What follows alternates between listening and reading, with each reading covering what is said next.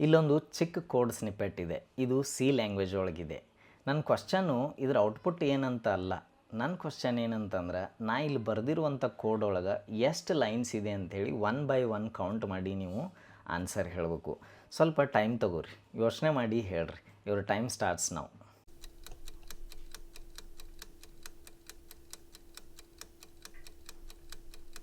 ನಿಮ್ಮಲ್ಲಿ ಬಹಳಷ್ಟು ಜನ ಸರಿಯಾದ ಉತ್ತರ ಕೊಟ್ಟಿದ್ದೀರಿ ಅಂತ ನಾನು ಭಾವಿಸ್ತೀನಿ.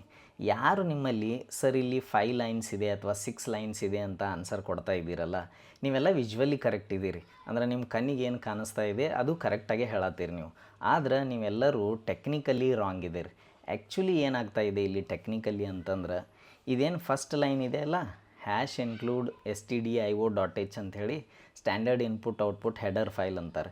ಈ ಫೈಲ್ ಒಳಗನ ಥೌಸಂಡ್ಸ್ ಆಫ್ ಲೈನ್ಸ್ ಕೋಡನ್ನು ಬರೆದಿರ್ತಾರೆ. ಆಲ್ರೆಡಿ ಥೌಸಂಡ್ಸ್ ಆಫ್ ಲೈನ್ಸ್ ಇರುತ್ತೆ.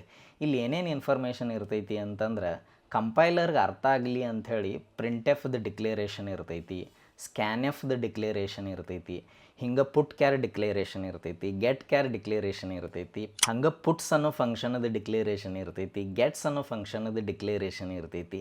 ಎಲ್ಲಿ ತನಕ ಪ್ರೀ ಪ್ರೊಸೆಸರು ಈ #include ಅನ್ನೋ ಕಮಾಂಡ್ ತೊಗೊಂಡು ಈ ಫೈಲನ್ನು ಹೆಡರ್ ಫೈಲನ್ನು ಓಪನ್ ಮಾಡಿ ಇದ್ರೊಳಗಿರೋ ಈ ಥೌಸಂಡ್ಸ್ ಆಫ್ ಲೈನ್ಸನ್ನು ಕಾಪಿ ಮಾಡಿ ಕಂಪೈಲರ್ ಕೊಡೋವರೆಗೂ ಕಂಪೈಲರ್ ಪ್ರಿಂಟ್-ಎಫ್ದು ಅರ್ಥನೇ ಗೊತ್ತಿರಲ್ಲ, ಸ್ಕ್ಯಾನ್-ಎಫ್ದು ಅರ್ಥನೇ ಗೊತ್ತಿರಲ್ಲ.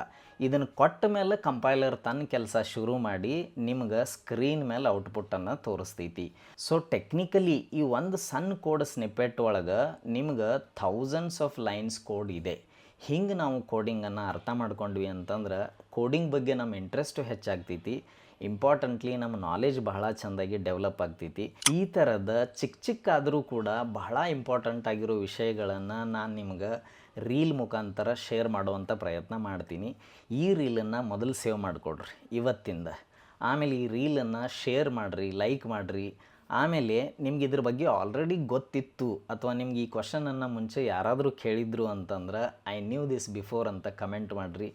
ನಾಳಿನ ನಿಮ್ಗೆ ಪ್ರೀ ಪ್ರೊಸೆಸರು ಕಂಪೈಲರು ಎರಡೂ ಒಟ್ಟಿಗೆ ಹೆಂಗೆ ಕೆಲಸ ಮಾಡ್ತಾವೆ ಅಂಥೇಳಿ ಡೀಟೇಲಾಗಿ ರೀಲ್ ಮಾಡಿ ಹಾಕ್ತೀನಿ. Thank you so much. Take care.